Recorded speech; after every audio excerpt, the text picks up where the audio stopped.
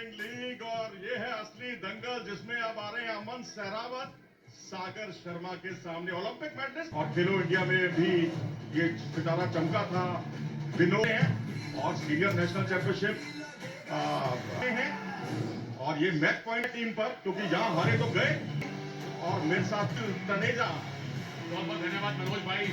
अमन Sehrawat finally अमन ने अच्छी खबर दिलवाई थी। अखिल स्क्रीन के बाई तरफ हैं जो कि लीग के सीईओ हैं और इनके मित्र दयान दोनों ने प्रो रेसलिंग लीग की वापसी में बहुत बड़ी भूमिका निभाई है। अब मुंबई की वापसी में अगर भूमिका कैप्टन अमन सहरावत निभाएंगे मनोज जी तो टीम को पहली जीत मिल सकती है। जी हाँ बिल्कुल, बहुत ही चपलता चुस्ती फुर्ती और रोमांच से भरा हुआ ये मुकाबला और यहाँ तारीफ करनी होगी सागर की उभरते हुए पहलवान, लेकिन ओलंपिक मेडलिस्ट के सामने किसी भी तरह का उन पर साइकोलॉजिकल असर दिखाई नहीं दे रहा जो उनको बहुत बड़ा बनाता है। ना हो तो अच्छा है क्योंकि अगर आप रेपुटेशन के साथ खेलेंगे, रेपुटेशन के विरुद्ध खेलेंगे तो जीत नहीं पाएंगे। सेम अमन के साथ होता था जब अपने सीनियर्स के साथ खेलते थे तो परेशानी में आते थे। जब उस दबाव को इन्होंने निकाला तो फिर इन्होंने क्वालिफिकेशन जीती और पहला अटैक लेग अटैक अमन का टेक डाउन खाता खोला 2-0 की लीड में। जी हाँ, अपना मौका ताड़ा था उन्होंने खूबसूरती के साथ टेक डाउन किया एक गहरी पट लगाने के साथ ही और 2-0 से आगे अमन सहरावत। आपने ठीक कहा भी सुनील, जब ये युवा थे स्टार्ट कर रहे थे तो रवि दहिया भी इनके वजन में थे और रवि दहिया से उन्होंने बहुत कुछ सीखा और खासकर ये लेग अटैक जिसका उन्होंने जिसे 2 अंकों में तब्दील कर दिया। रवि दहिया कोई बाद में हराया था, पहले उनसे हरा करते थे। छत्रसाल स्टेडियम दिल्ली का जो एक लेजेंडरी स्टेडियम है ये भी वहां का प्रोडक्ट है अमन सहरावत और इनके बैट के पीछे एक बड़ी अच्छी लाइन लिखी है, अगर आसान होता तो हर कोई कर लेता, if it were easy then everyone could have done this. ये इन्होंने अपने पीछे लिख के रखा हुआ है कि भाई ओलंपिक मेडल जीतना आसान है नहीं, मेहनत करनी पड़ेगी और वो मेडल जीत के दिखाया। जी हाँ, उस मेडल के सिलसिले को भी उन्होंने बरकरार रखा, पीछे आए खूबसूरती के साथ यहाँ पर और 2 अंक का इजाफा करने में कामयाब रहे अमन सहरावत।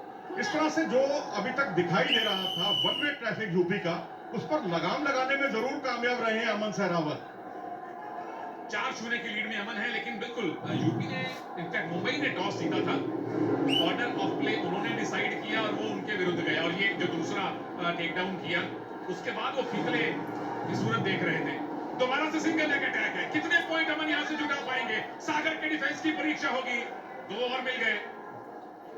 जी हाँ, कोशिश उनकी थी खींचकर अंदर लाने की और वो बाहर निकल रहे थे और यहाँ पर फीतले बांधे खूबसूरती के साथ क्या आप इसे रंगों में तब्दील करने में कामयाब हो पाएंगे?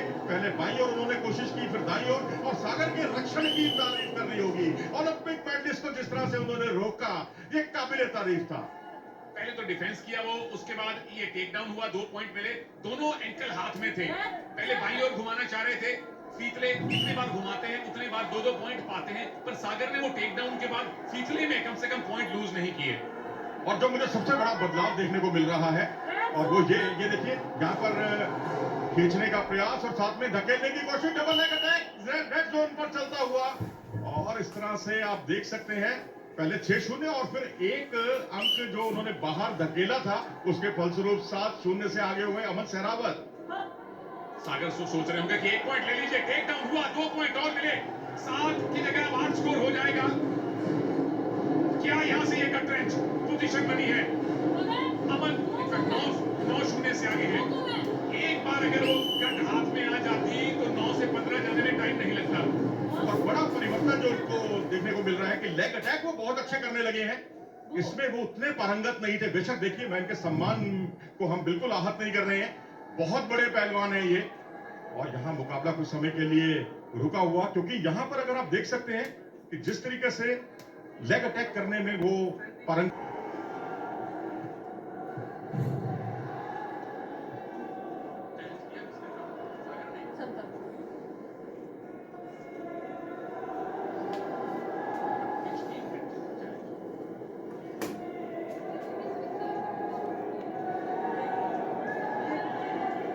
तो ये टेक्निकल डेस्क ने बात की है टीवी अंपायर से कि 2 पॉइंट थे, नहीं तो 2 पॉइंट दे दिए गए हैं।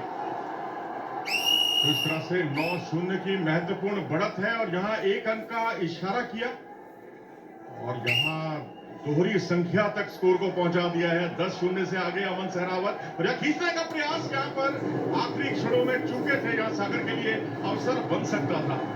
अगर तो इंटरनेशनल कुश्ती होती तो अब तक अमन जीत गए होते, पर यहाँ टेक्निकल सुपीरियोरिटी 15 पॉइंट की है और सुपीरियर बहुत लगे हैं अमन। अगले राउंड में फिर मिलते हैं। सागर अब पिक्चर स्क्रीन पर आप देख सकते हैं और ये अमन है जिन्होंने सिंगल लेग अटैक में बहुत ज्यादा सुधार किया है और सागर की तारीफ करनी होगी। एक फीतले की अमन ने ग्रिप बना ली थी, उसके बावजूद उन्होंने अंक नहीं गवाया था वहां से। ये अपने आप में उन्हें विशिष्ट बनाता है। अब मेरी नजर तो इस बात पे होगी मनोज पाजी कि क्या सागर पूरे 3 मिनट निकाल पाएंगे, क्योंकि अमन ने अगर 5 पॉइंट यहां से और ले लिए तो टेक्निकल सुपीरियोरिटी से वो जीतेंगे। तो सागर क्या पूरे 3 मिनट तक, पूरे 6 मिनट खेल पाएंगे? जी हाँ, बिल्कुल, इस पर सबकी दिलचस्पी है और हम तो ये चाहेंगे कि सागर जो अंडरडॉग माने जा रहे हैं अमन के सामने, वो खुद यहाँ पर करिश्मा करें। ये देखिए क्या जोन से बाहर निकले, नहीं बाल बाल बचे थे, क्योंकि बैठी हुई पोजीशन में अगर आपका पांव बाहर जाते हैं तो अंक नहीं मिलते। बीच की पोजीशन या स्टैंडिंग पोजीशन में अगर आप बाहर जाते हैं तभी अंक मिलता है। और यहां पर एक बार फिर से कैरी पट किया खूबसूरती के साथ। यहां पर अमन के जलवे देखने को मिल रहे हैं लगातार, क्योंकि ये टेक्निक में वो उतने पारंगत नहीं माने जाते थे जितने कि अन्य पहलवान। 11 पॉइंट की लीड है। जब लीड 15 पॉइंट की होती है तो वहीं लीड लिया हुआ रेसलर जीत जाता है। इसे टेक्निकल सुपीरियोरिटी कहते हैं। इंटरनेशनल कुश्ती में ये 10 पॉइंट होती है। प्रो रेसलिंग लीग में 15 पॉइंट की लीड आपको बनानी पड़ती है। और अब है सागर की परीक्षा, कितने पॉइंट को लूज करने से बचेंगे? 4 पॉइंट, यानी कि टेक्निकल सुपीरियोरिटी अमन सहरावत के पक्ष में। एक और बाउट हमने टेक्निकल सुपीरियोरिटी से जीतते हुए देखा है। पहले निशा को देखा, अब अमन सहरावत को देखा। भाई अमन का मतलब तो होता है शांत, लेकिन ये शांत अपने नाम के विपरीत कैसा प्रदर्शन कर रहा है, ये वाकई अपने आप में विशिष्ट है, चौंकाता है और अमन इसकी मिसाल है। और हम उम्मीद करेंगे कि अगले ओलंपिक में अपने एक कांसे को का रंग जरूर बदलेंगे।